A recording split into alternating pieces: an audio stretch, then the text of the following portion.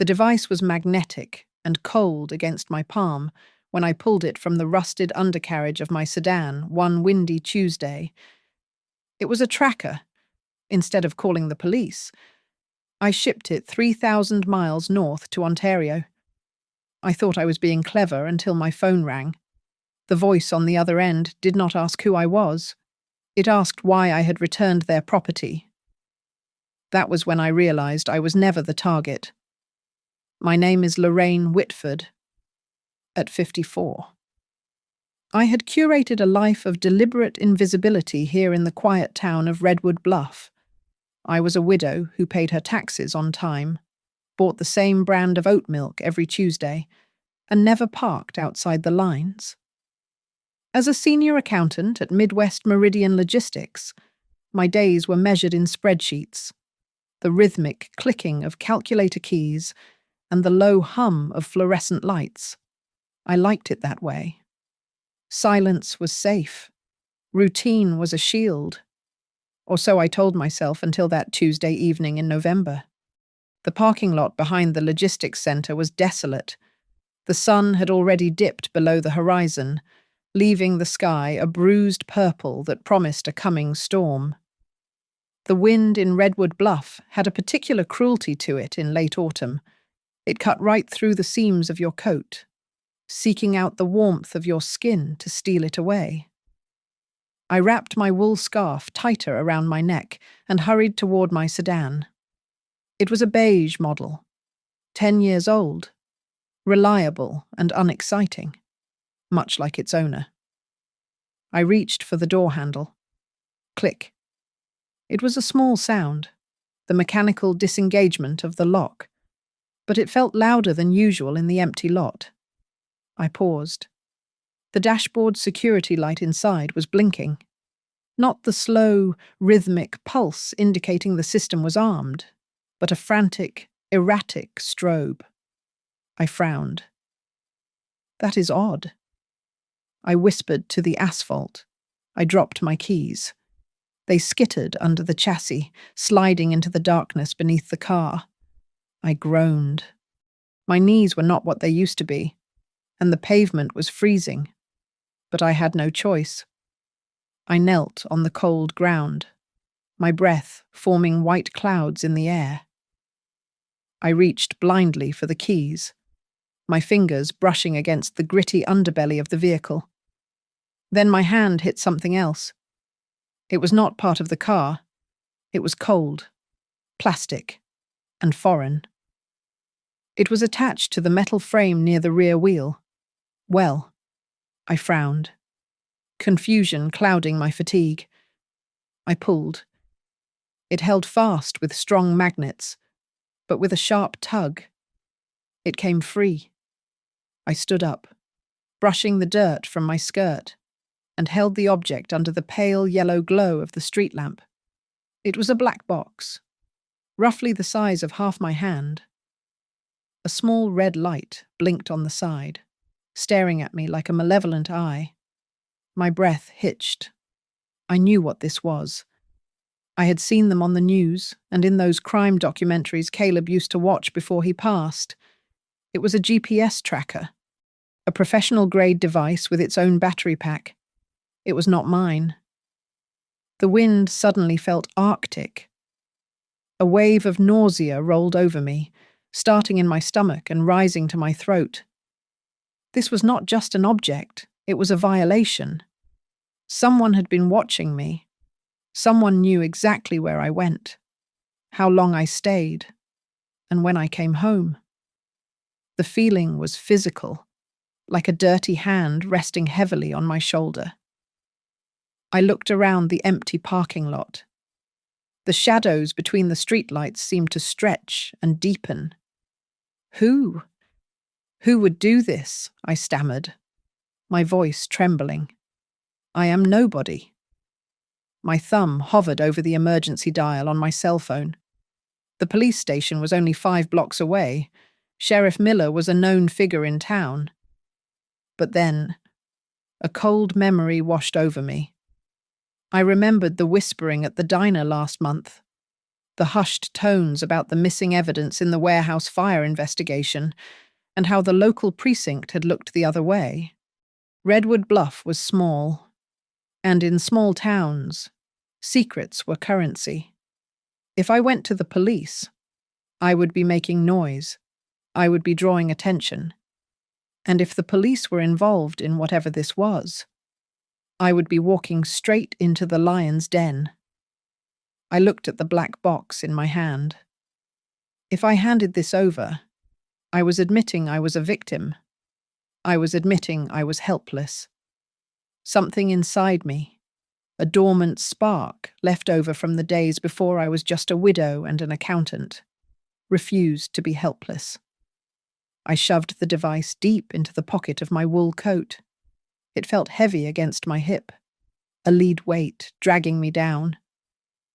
I got into the car and locked the doors immediately. My heart was hammering against my ribs like a trapped bird. I looked in the rearview mirror. Just my own tired, terrified eyes stared back. I was Lorraine Whitford. I balanced books. I watered plants. I went to bed at 10 o'clock.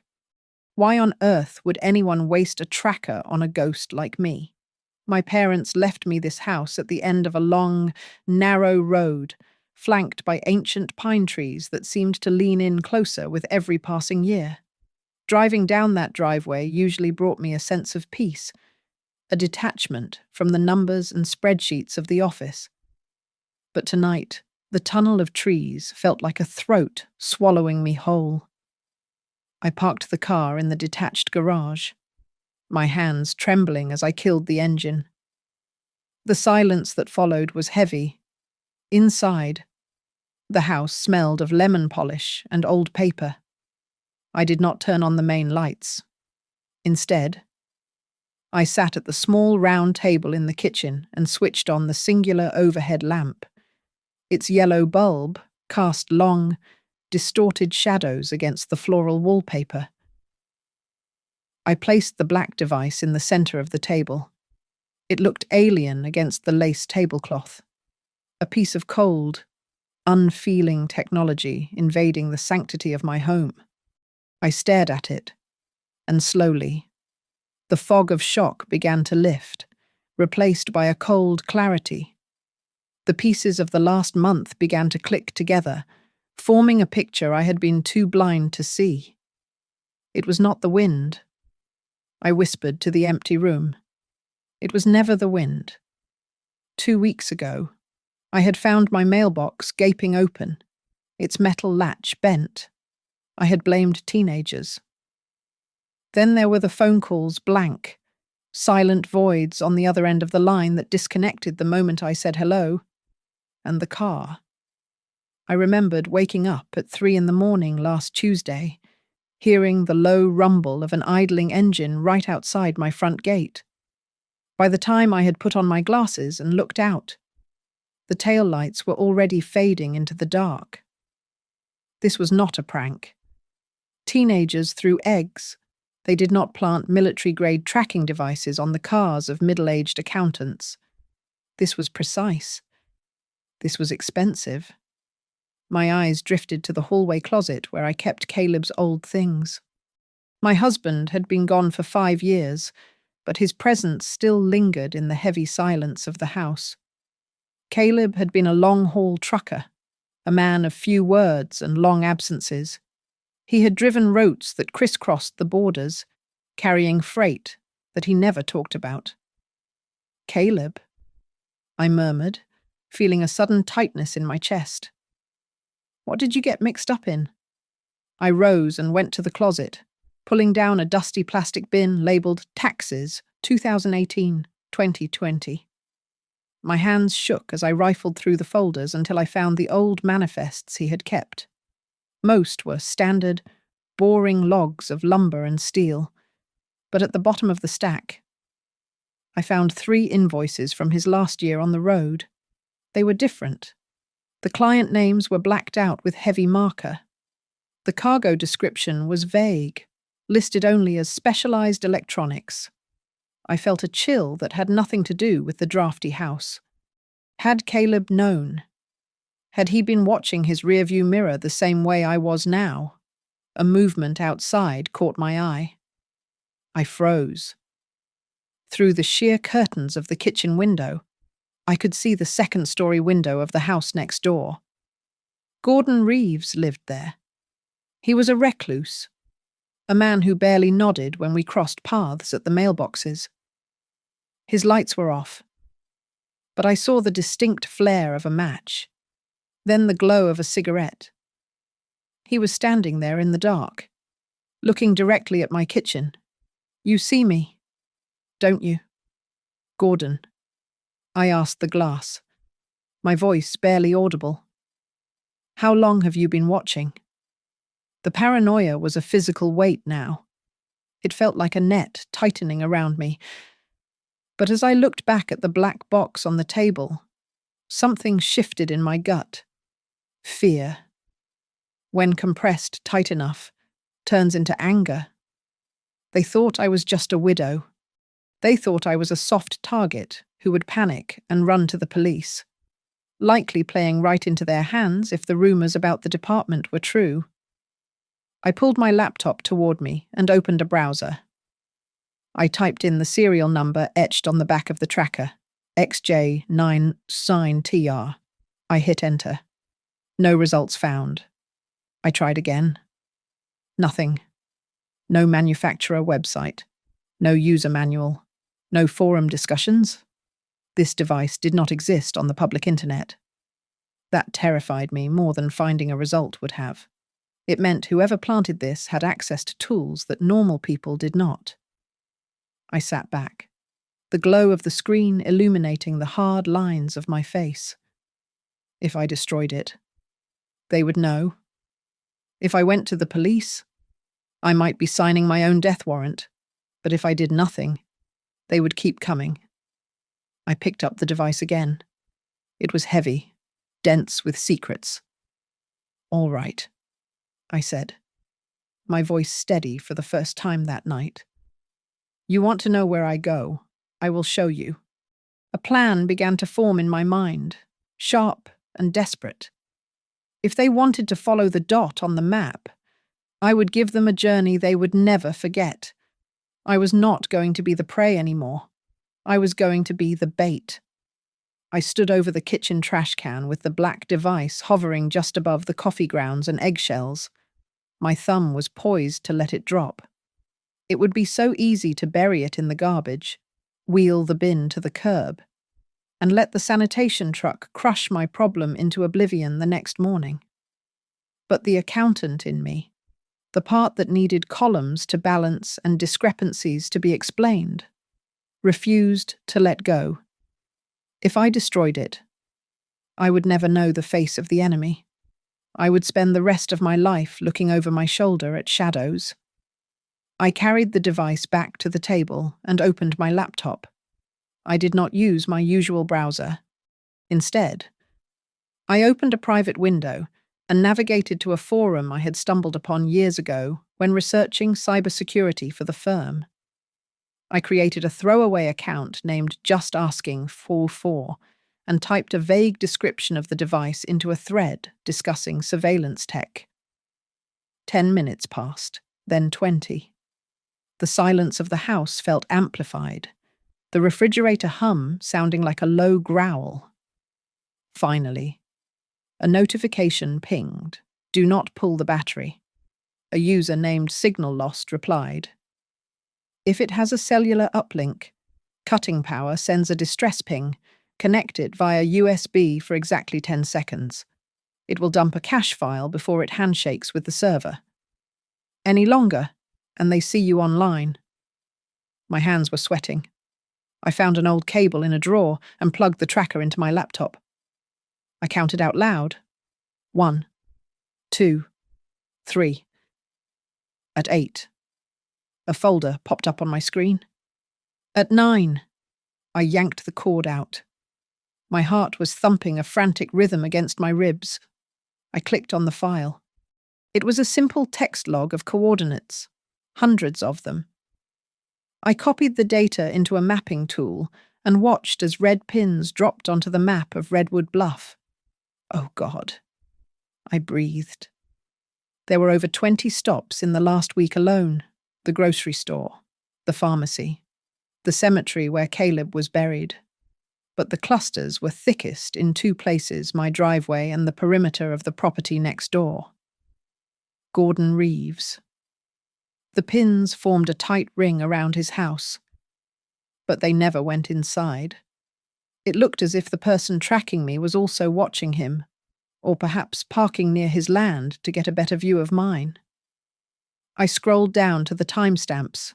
There was a pattern. Every single night, at exactly 2:17 in the morning, the device went into sleep mode. It woke up again at 6 o'clock sharp.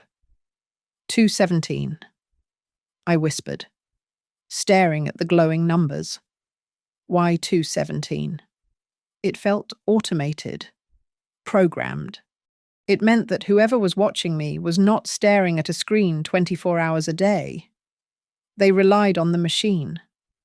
I looked at the black box. My instinct was to smash it with a hammer. But the warning from signal lost echoed in my mind. If the signal died, they would come to investigate. They would come here. I needed the signal to stay alive, but I needed it to be far away from me. I went to the utility drawer and pulled out a roll of packing tape and a small cardboard box. An idea, wild and desperate, had taken root in my mind. If they were tracking the device, I would give them a trail to follow. I would send them on a wild goose chase so long and so cold that they would never think to look back at a lonely house in Redwood Bluff. I pulled up a map of North America. My finger hovered over the screen and landed on a spot far north, across the border. Ontario, I said. Have a nice trip. I grabbed a piece of bubble wrap. I needed a name, a fake recipient. John Doe was too obvious. I scribbled Bouchard on the label, picking a French name I remembered from a book. I wrapped the device carefully, layering it in foam peanuts so it would not rattle. As I sealed the box with the screech of packing tape, the sound was shattered by 3 loud, deliberate knocks on my front door. Boom, boom, boom. I froze. The tape gun slipped from my hand and clattered onto the table. It was nearly 11 o'clock at night. No one visited this late. Not out here. Hello, I called out, my voice cracking. Who is it? Silence answered me. I crept toward the hallway, grabbing the heavy brass candlestick from the mantel as I passed. The wood floor creaked under my socks. I reached the door and pressed my eye to the peephole. All I saw was the distorted darkness of the porch and the swaying branch of the oak tree.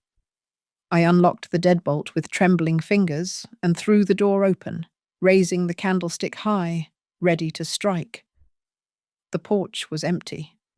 The wind howled through the pines, tossing dead leaves across the threshold. I stepped out, the cold air biting through my sweater, and looked toward the driveway. Nothing. I looked toward Gordon's house. His window was dark now, but as I looked down at the welcome mat, I saw it. The dust on the porch was disturbed, marking the spot where heavy boots had just stood.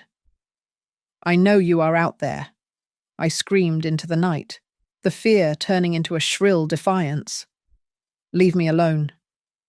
Only the wind answered. I slammed the door and locked it, sliding the chain into place. I ran back to the kitchen, grabbed the box, and taped the final seam shut. I was not just sending a package anymore.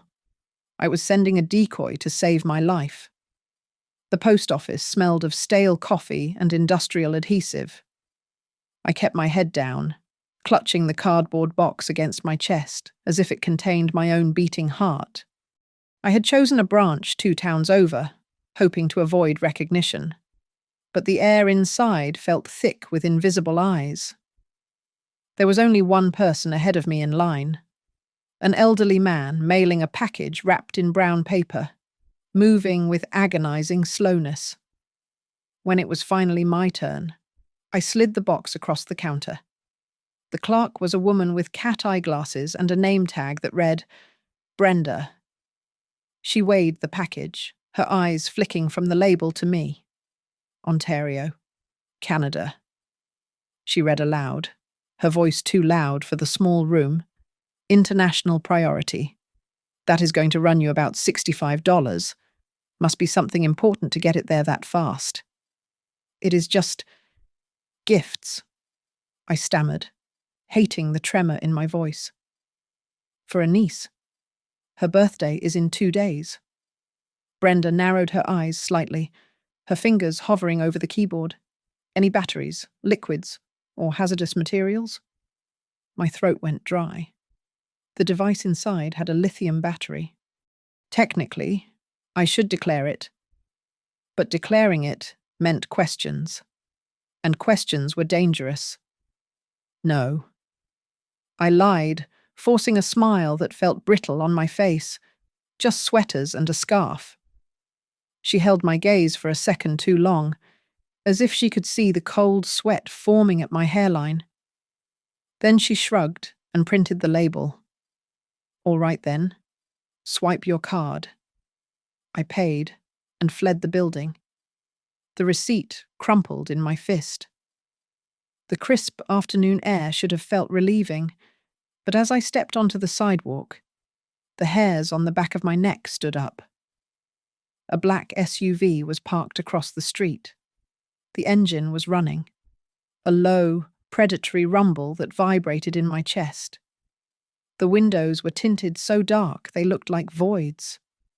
I could not see the driver, but I felt the weight of their attention. I walked briskly to my car, fumbling with the keys, and threw myself into the driver's seat. As I pulled out of the lot, I checked the rearview mirror. The SUV pulled out too. Calm down, Lorraine, I said to myself, gripping the steering wheel until my knuckles turned white. It is a coincidence. It is just traffic. I took a sharp right turn onto the county road, accelerating past the speed limit. I looked up. The black grille of the SUV was still there, maintaining a steady distance. Panic began to claw at my throat. I took another turn, heading toward a residential maze I knew well from my days delivering cookies for the church bake sale. I wove through 3 streets and checked the mirror again.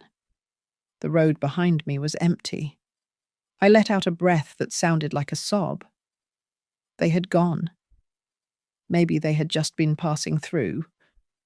Maybe I was losing my mind. I drove the rest of the way home in a daze, constantly checking the mirrors, but the road remained clear. When I pulled into my driveway, the sun was setting, casting long, bloody streaks across the sky. I walked to the mailbox at the end of the drive to grab the bills I had ignored earlier. My blood ran cold. I had locked the mailbox this morning. I specifically remembered the click of the key. Now. The metal door hung wide open, swaying slightly in the evening breeze. I reached inside.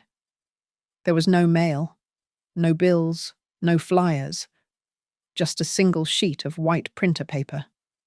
I pulled it out. In the center of the page, typed in bold, black letters, was a single word why I dropped the paper as if it were burning. They knew. They had not been following me to stop me from sending the package. They had been following me to see what I would do. They knew I had found the tracker. And now they were asking me why I was fighting back. I ran to the house, stumbling up the porch steps. I slammed the front door and threw every bolt I had. I ran from window to window, yanking the curtains shut, my heart hammering a frantic rhythm against my ribs. You are safe inside, I whispered, pressing my back against the wall. They cannot get in. But the house felt fragile. a shell of wood and glass against a force I could not comprehend. I turned on the porch light, flooding the front yard with illumination, hoping to banish the shadows. I left the hallway light on. I even turned on the light in the pantry. I needed to see everything. I sat in the living room, a kitchen knife resting on the arm of the sofa, staring at the front door. Hours ticked by. 10 o'clock. 11 o'clock. At midnight, the silence of the house was shattered. Crunch, crunch. It was the sound of heavy boots on the gravel driveway. Slow, deliberate. They were not hiding anymore. The footsteps stopped right outside the front door. I held my breath, my grip on the knife tightening, waiting for the knock that I knew was coming. But no knock came. Just the sound of someone breathing on the other side of the wood, waiting for me to make a move. I stood frozen behind the oak door, my hand hovering over the deadbolt but refusing to turn it. The wood felt cold against my palm. I could not breathe. I pressed my face against the narrow gap between the velvet curtains and the window frame, desperate to see what kind of monster had come to claim me. He was there. Standing just beyond the reach of the porch, light was a silhouette carved from the night itself.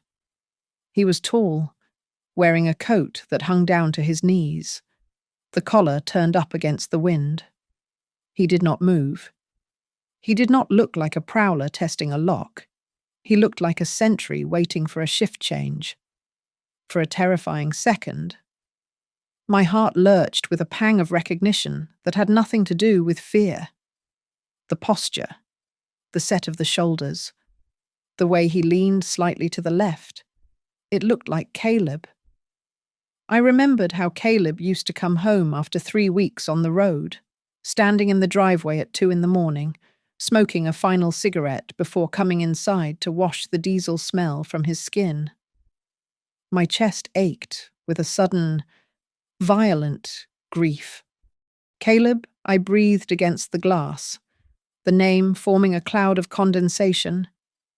But Caleb was dead, buried 6 feet under the frost of the churchyard. This was not a ghost. This was a consequence. I did not sleep. I sat in the hallway with the kitchen knife in my lap until the grey light of dawn bled through the curtains, turning the world a sickly pale blue. When I finally gathered the courage to open the door, the driveway was empty. But the evidence remained. Deep. Heavy boot prints were stamped into the damp gravel, facing the house. He had stood there for hours, just watching. My mind began to spiral, grasping at connections I had previously ignored. The break-in at the office last week. The sheriff had called it a random act of vandalism because nothing of value was taken, only old files scattered across the floor. But the files they had disturbed were from 10 years ago, the exact year Caleb had his accident with the inventory logs. At the time, I thought it was just corporate incompetence. Now, staring at the footprints, I realized the chaos in the file room had been a search. I called in sick to work. I could not sit under those fluorescent lights pretending to care about accounts payable when my life was unraveling. I needed to talk to the one person who knew Caleb before I did. I drove to the small brick chapel on the edge of town. Reverend Miles was sweeping the front steps, his movements slow and rhythmic. He had been a trucker for 20 years before finding God, and he still walked with the rolling gait of a man used to balancing on air brakes. He stopped when he saw me. He did not smile. "Lorraine," he said, leaning on his broom. "You look like you have seen the devil. I think the devil is parked in my driveway." "Miles," I replied, my voice shaking. "They left a tracker on my car. They are watching the house." Miles stiffened. He looked around the empty churchyard, his eyes scanning the tree line with a practiced paranoia. He ushered me inside, past the sanctuary, and into his small, cluttered office that smelled of beeswax and stale tobacco. "Tell me," he commanded. I told him everything. The device, the black SUV, the note in the mailbox. When I mentioned the missing files at my office from 10 years ago, Miles closed his eyes and let out a long, ragged sigh. "Caleb never told you about the run in 2015. Miles said softly. It was not a question. He said he was hauling auto parts. I insisted, though the doubt was already gnawing at me. Miles shook his head. That is what the manifest said. But Caleb, he took a job for a private contractor. A favor for a man he met in a diner in Ohio. It was supposed to be a one-time thing. High risk, high pay. What was he carrying, I asked. He never looked, Miles said, looking me dead in the eye. That was the rule. You do not look, you do not ask, and you do not stop until you hit the drop point. But Caleb got spooked. He called me that night. He sounded like he was drowning. He said he felt the weight of the trailer shift, and it didn't feel like parts. It felt heavy in the wrong way. I felt the blood drain from my face. Miles, what are you saying? He leaned forward, his voice dropping to a whisper. The shipment never made it to the drop point. Lorraine. Caleb claimed it was stolen at a rest stop. The client did not believe him. They thought he hid it. They spent 5 years looking for it. And then Caleb died. And now they think I have it. I realized, the horror settling into my bones like ice. They do not care about you, Lorraine, Miles said, his voice grim. They think Caleb left a map. They think that tracker you found isn't the first time they have tried to find the stash. They think you are the key to a fortune they lost 10 years ago. I stared at the crucifix on the wall behind him. I was not being stalked by a stranger. I was being hunted by my dead husband's past. The GPS tracker was not there to see where I went for groceries. It was there because they were waiting for me to lead them to the one thing Caleb had died protecting. Whatever it was still out there. And I was the only loose end left to tie. He did not want to do it. Lorraine, Miles said, his voice rough like sandpaper rubbing against stone. They gave him a choice. Haul the freight, or they would pay a visit to the house at the end of the Pine Road. To you. I felt the air leave the room. I sat on the edge of the wooden chair, gripping the armrests until my fingers went numb. He never told me. He was trying to protect you. Miles continued, looking down at his clasped hands. But the last time I saw him, 3 days before the crash, he was shaking. Caleb never shook. He grabbed my shoulder right there in the parking lot and said, Miles, if anything happens to me, if I go off the road or the brakes fail, it will not be an accident. You hear me? It will not be an accident. The memory of the funeral washed over me. The closed casket. The coroner's report stating mechanical failure and driver error. The company had settled the insurance claim so fast the ink was barely dry on the death certificate. I had accepted it because it was easier to believe my husband made a mistake than to believe he was murdered. I have to go, I whispered, standing up abruptly. Lorraine. Wait, Miles called out, but I was already out the door. I drove home with a single-minded focus, the tires of my sedan screeching as I turned into my driveway. I ignored the house and went straight to the garage. It was a cluttered tomb of Caleb's old life stacks of National Geographic, rusty tools, and boxes of spare parts. I had not touched anything in 5 years. I began tearing through the shelves. I threw aside old rags and empty oil cans, searching for something I had seen years ago but ignored. Caleb had a metal lockbox he kept on the top shelf, behind the winter tires. He used to say it was for important receipts, but he always looked over his shoulder before opening it. I climbed the stepladder and dragged the heavy box down. Dust coated my tongue. I grabbed a hammer from the workbench and smashed the rusty padlock. 1 strike, 2 strikes. The metal groaned and gave way. Inside, there was no money. There was a folded map of the tri-state area with red routes marked in ink, a stack of torn way station receipts, and a thick manila envelope. The envelope was sealed with wax, something Caleb must have done to ensure I would know if it had been tampered with. My hands shook uncontrollably as I tore it open. Inside was a single sheet of yellow legal pad paper. "Lorraine, if you are reading this, run." I gasped, dropping the paper. It fluttered to the concrete floor. I forced myself to pick it up again. Beneath the terrifying instruction, there was a list of dates and a string of alphanumeric characters. Batch XJ909TR. I froze. My heart stopped beating for a terrifying second. I reached into my coat pocket and pulled out the scrap of paper where I had written down the serial number of the tracker I had found under my car. XJ909TR. It was a match. Oh my God. I choked out, covering my mouth. It is the same. The device under my car was not a new piece of technology used to stalk a lonely widow. It was a relic. It was the exact same model of tracker used in the shipment Caleb had been carrying when he died. They were not tracking me to see where I bought my groceries.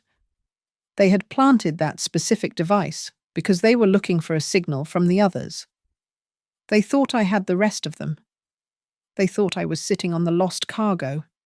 I remembered the nights Caleb came home pale and silent, dismissing my questions with a tight smile. I had thought it was just the stress of the road.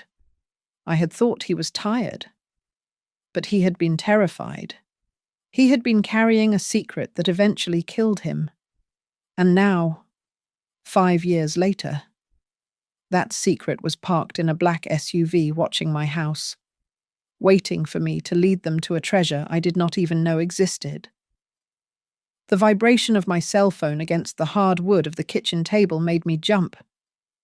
I had been staring at the wall clock, watching the second hand sweep past the 12, counting the minutes of my own survival. I looked down at the screen. It was a notification from the Postal Service app. Status delivered. Recipient M. Bouchard. Location Ontario. Canada. I let out a breath I did not realize I had been holding. It was done. The device was hundreds of miles away, sitting on a porch or in a mailroom in another country. I imagined the people in the black SUV staring at their screens, confused, watching the signal jump across the border. I imagined them scrambling, driving north, leaving me and my quiet, terrified life alone. Then the phone rang. It was not a local number. The caller ID displayed a string of digits starting with 613, Ontario. My hand hovered over the device. My heart began to hammer against my ribs again, a frantic rhythm that made my vision blur. How could they call so fast? I had put a fake name on the package. There was no return number inside. I swiped the screen and held the phone to my ear, saying nothing. "Why did you send this to us?" The voice was male, deep, and laced with a heavy, exhausted confusion. It was not the menacing growl I expected. It sounded like a bureaucrat who had just found a bomb in his filing cabinet. I started, my voice failing me. I cleared my throat and tried to sound indignant. the way an innocent woman would. "I do not know who this is. You have the wrong number. Do not lie to me," the man said. He did not sound angry, just urgent. We just scanned the package at the distribution hub. The serial number flagged our internal system immediately. This device. This is legacy hardware. We wrote this asset off as lost in 2013. I gripped the edge of the table. 2013. That was 2 years before Caleb died. I found it under my car.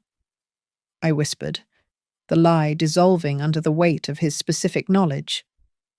I just wanted to get rid of it. Under your car. The man's voice rose an octave. That is impossible. That unit was installed on a Class A transport rig. It disappeared along with the shipment. And the driver. The silence on the line was thick, heavy with ghosts. Who was the driver, I asked, though I already knew the answer. I could feel the name rising in my throat like bile. "You know who it was," the man replied, his tone shifting from confusion to suspicion. "The manifest is right here in front of me. Caleb Whitford." The room spun. I had to grab the back of the chair to keep from sliding to the floor. Hearing a stranger speak his name, linking him directly to the lost years, made it real in a way the hidden box in the garage had not. Caleb was not just a driver who took a bad job. He was a man who had vanished from their grid for years while sleeping in my bed every night. "He is dead," I said, my voice breaking. "Caleb is dead." "We know that," the man said. "We closed the file when the accident report came in. But this tracker, it was not in the wreckage. It was gone. So I am going to ask you again, and you need to answer me very carefully. Who activated it? Who turned it back on after 12 years? And who is trying to hide this?" "I told you, I found it." I cried out. "Someone put it on my car. That does not make sense." The man snapped. "Unless—" He stopped. I heard the frantic clicking of a keyboard on his end. "Unless it was never lost," he muttered, more to himself than to me. "Unless someone kept it active on a ghost frequency. Listen to me. If you have that device, or if you were the one who moved it, you are in danger. The people who were looking for that shipment, they never stopped looking. If they see the signal live—" Suddenly, a sound tore through the earpiece. It was not a click or a beep. It was a high-pitched, tearing screech, like metal grinding on metal, followed by a burst of digital static so loud I had to pull the phone away from my ear. "Hello?" I shouted. "Hello."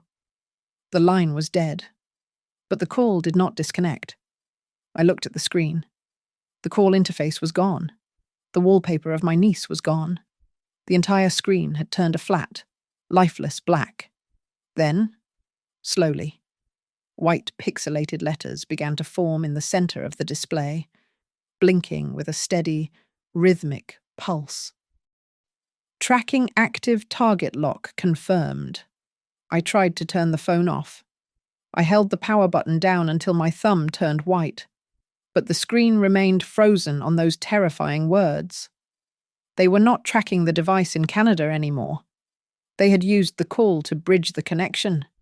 They were tracking me. My phone was the beacon now, and I was standing right in the middle of my kitchen, holding it like a flare in the dark. The device in my hand felt radioactive. The screen remained pitch black, save for those glowing white letters that pulsed with a hypnotic rhythm. Tracking active. I jabbed my thumb against the power button again, pressing down until my nail turned white. But the phone refused to die. It was as if the software had severed the connection to the physical controls. "Stop it." I hissed at the plastic and glass. "Just stop it." I grabbed a paperclip from the junk drawer and jammed it into the side of the phone, popping the SIM tray out. The small plastic chip clattered onto the linoleum floor. I waited for the signal to die, for the message to vanish. It did not. The GPS lock remained steady. This was not normal cellular tracking.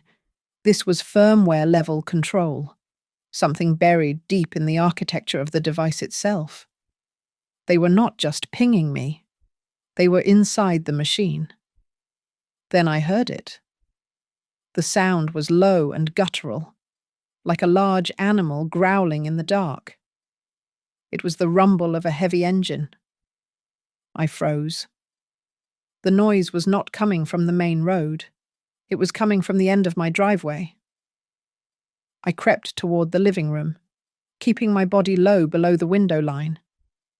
I reached up and parted the heavy velvet curtains just a fraction of an inch. My breath hitched in my throat. The black SUV was there. It sat idling just beyond the reach of the motion sensor floodlight, a sleek shadow against the backdrop of the pines. The headlights were off, but the running lights cast a faint, amber glow on the gravel. They were not just watching anymore. They were here. I turned to run back to the kitchen, but movement caught my eye. The sheer curtain on the bay window, the one facing the side yard, swayed. It was a gentle, rippling motion, distinct and undeniable. The windows were shut tight against the winter draft. There was no air conditioning running. The only thing that could make that fabric move was the vibration of someone testing the glass from the outside. Panic, cold and sharp, flooded my veins. I could not stay here. If I stayed, I would be trapped in this house like a rat in a maze. I bolted for the back door. I did not bother with a coat. I unlocked the deadbolt with fumbling fingers and slipped out into the freezing night air. The cold bit through my thin sweater instantly, but the adrenaline masked the pain. I kept to the shadows of the garden, weaving through the dormant rose bushes and the overgrown hedge that separated my property from Gordon Reeves's lot. Gordon. He was strange, yes. He watched me, yes. But he was human. He was a witness. If I could get to him, maybe I could call the police from his landline. I scrambled over the low stone wall, scraping my shin, and sprinted across his unkempt lawn. His house loomed dark and silent, a 2-story Victorian that had seen better days. Gordon, I whispered harshly as I reached his porch. Gordon, please. I reached for the heavy brass knocker, but the door gave way under my hand. It swung inward with a long, protesting creak. It was already unlatched. I stepped into the hallway. The air inside was stale, smelling of old paper and cigarette smoke. It was pitch black. Gordon, I called out, my voice trembling. It is Lorraine. There are men outside my house. I need help. Silence answered me. I moved deeper into the house, guided by the faint moonlight spilling in from the kitchen window. The place was cluttered but not dirty. Books were stacked in towers on the floor. Radios and electronic parts covered the dining table. It looked less like a home and more like a workshop. I walked into the kitchen. The room was empty, but a ceramic mug sat on the counter. I touched it. It was hot. Not warm, but hot. Steam was still curling lazily from the dark liquid inside. Someone had been standing right here less than 5 minutes ago. Where are you? I murmured, spinning around, expecting to see him emerge from the shadows. That was when I saw the piece of paper. It was sitting squarely in the center of the kitchen table, held down by a heavy brass compass. The handwriting was jagged and hurried, written with a thick marker. I leaned in close to read it in the dim light. Lorraine, don't go back home. My blood turned to ice. He knew. Gordon Reeves knew everything. He wasn't just a nosy neighbor watching from the window. He was part of this, and he had vanished into the night just moments before I arrived, leaving me alone in the dark with a warning that felt less like advice and more like a sentence. The woods were a blur of shadows and biting cold. I did not stop running until the silhouette of the old maintenance shed appeared against the starlight. It sat on a ridge surrounded by dense pines, a place Caleb had built with his own hands to store tools he claimed were too greasy for the garage. I threw myself against the wooden door, sliding the heavy iron bolt shut behind me. The air inside was thick with the smell of sawdust, motor oil, and the lingering scent of tobacco that Caleb used to smoke in secret. I collapsed against the workbench, my breath coming in ragged gasps. I was safe for a moment, but safety was an illusion. I needed answers. My eyes scanned the floorboards, searching for a memory that was over a decade old. Caleb used to spend hours out here working on engines. But I remembered one afternoon when I brought him iced tea. He had been kneeling in the far corner, prying up a section of the floor. He had told me he was checking for termites, but the look in his eyes had been pure panic. I crawled to that corner now, my fingernails dug into the gap between the rough pine planks. I pulled with every ounce of hysterical strength I had left. The wood groaned and gave way. Beneath the floor, nestled in a bed of pink fiberglass insulation, was a waterproof case. I dragged it out and popped the latches. Inside lay a dusty external hard drive, a leather-bound notebook, and a photograph. I picked up the photo first. It was Caleb, standing in front of a warehouse I did not recognize. He looked younger, tired, and scared. Standing next to him were 3 men in suits, their faces blurred by the distance of the lens. But the man on the far right was looking directly at the camera. I opened the notebook. Caleb's handwriting was messy, the ink splotched as if he had been writing in a moving vehicle. They did not give me a choice. I read aloud, my voice a whisper in the dark. The pages detailed a nightmare. Caleb had not just been hauling electronics. He had been forced into a logistics ring moving stolen military-grade prototype chips. He described the threats, the men who followed him, and the fear that they would hurt me if he missed a delivery. But Caleb had fought back the only way he knew how. He had stolen their data. I am keeping the logs. He wrote on a page dated October 2015. If they come for me, I will burn their whole network down. I have the location of every tracker, every drop point, and every vehicle in their fleet. I picked up the hard drive. This was it. This was the leverage. This was the reason he had died. He had hidden the master key to their operation right here, under the floorboards of the life he tried to protect. I flipped to the back of the notebook. There was a list of active transponder codes. My finger traced the lines until I stopped at an entry labeled Recovery Team 1. Next to it was a vehicle description, black SUV, armored. And next to that was a digital ID code. My blood ran cold. The ID code in the book matched the source code that had flashed on my phone screen when the tracking activated. The SUV chasing me was not just a hired gun. It was a core part of the smuggling ring itself, a vehicle equipped to hunt down loose ends.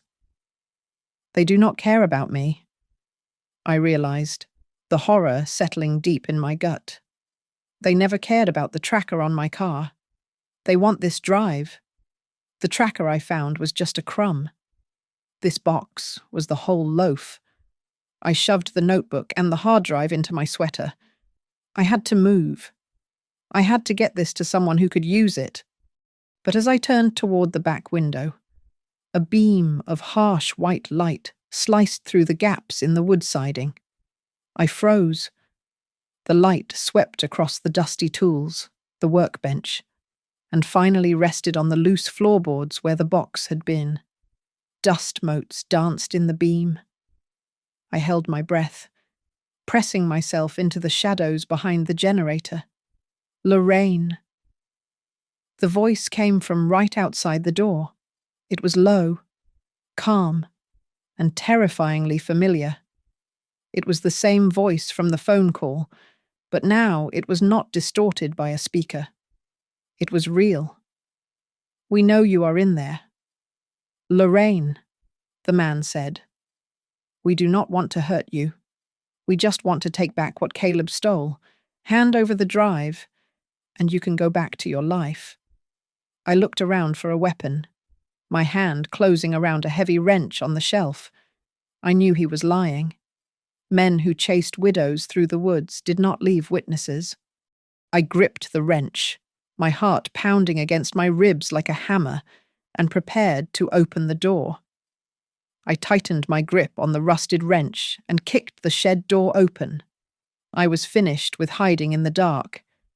I stepped out into the blinding glare of the flashlight, shielding my eyes with my free hand, ready to swing at the first shadow that moved toward me. "Stay back," I screamed, my voice cracking with a mixture of terror and rage. "I swear I will kill you." The figure behind the light did not lunge. Instead, the beam lowered, pointing harmlessly at the pine needles on the ground. A familiar face stepped into the pale moonlight. It was Reverend Miles. He looked older than I had ever seen him. His face was drawn, his eyes hollowed by a fatigue that went bone deep. He held his hands up in surrender. "Miles." I lowered the wrench, confusion warring with the adrenaline in my blood. You are one of them." I was," Miles said, his voice trembling. "A long time ago. Caleb and we drove the routes together. We moved their hardware to keep the lights on at home. I got out. Caleb stayed to burn them down." He took a step closer, ignoring the weapon in my hand. "Lorraine, listen to me. That tracker you found. It is not a bug. It is a key. Caleb stole the encryption drive, but he knew they would torture him for the password. So he built a failsafe. He locked the data to a voice print. Your voice print." My legs felt weak. My voice. "He knew you were the only person they would never suspect," Miles explained, desperation creeping into his tone. "He knew you were the only one I would protect. I did not come here to hurt you. I came to finish what Caleb started. We have to upload that drive before they get here." "Who is they?" I asked. "The men in the black SUV," Miles hissed, pointing toward the road. "That is the cleanup crew. They do not want the data. They want to erase it. And us." As if summoned by his words, the forest exploded with light. Twin beams of high-intensity halogen cut through the trees. The roar of a V8 engine shattered the night as the black SUV smashed through the underbrush, snapping saplings like matchsticks. It skidded to a halt 20 yards away, blocking the only path back to the house. Doors flew open. 3 men in tactical gear stepped out, weapons raised. It is over one of them shouted, "Drop the drive." Miles stepped in front of me, spreading his arms wide. "Lorraine, do it. The tracker is listening." Say the phrase Caleb told me it was the last thing he ever said to you. My mind raced back to 5 years ago, the morning he left for that final, fatal trip. He had kissed my forehead, looked me in the eye, and whispered 3 words I had carried in my heart like a prayer. I held the hard drive up to the night sky, pressed the button on the GPS tracker I still clutched in my pocket, and screamed at the top of my lungs. "I love you," the device in my hand beeped once. A piercing digital squeal erupted from the hard drive, syncing with the tracker on my phone, which I had dropped on the grass. The screen flashed a brilliant green. Voice print confirmed. Uploading to public server. The men from the SUV rushed forward, but it was too late. A siren wailed in the distance, growing louder by the second. The upload bar on my phone hit 100%. The data, every name, every route, every crime was now on the internet, mirrored across 1,000 servers instantly. The leader of the tactical team looked at his phone, cursed violently, and signaled his men. They scrambled back into the SUV, reversing wildly into the darkness, fleeing before the authorities arrived. Miles collapsed to his knees, sobbing with relief. I stood there as the sun began to bleed over the horizon, painting the sky in shades of bruised purple and gold. The nightmare was over. Caleb had won. But as the first police cruiser pulled up the long driveway, my phone buzzed in the grass. I picked it up. It was a call from a blocked number. "This is Special Agent Miller with the FBI." A crisp voice said, "Mrs. Whitford, we have received the data. You are safe. We are securing the perimeter." I looked at Miles, who was being helped up by a deputy. He had tried to save me tonight. He had tried to redeem himself. But as I looked at the spot where the SUV had been, a cold realization settled in my stomach. The bad guys had been chasing me. Miles had been trying to find me to get the drive. Neither of them had access to my car before that Tuesday in the parking lot.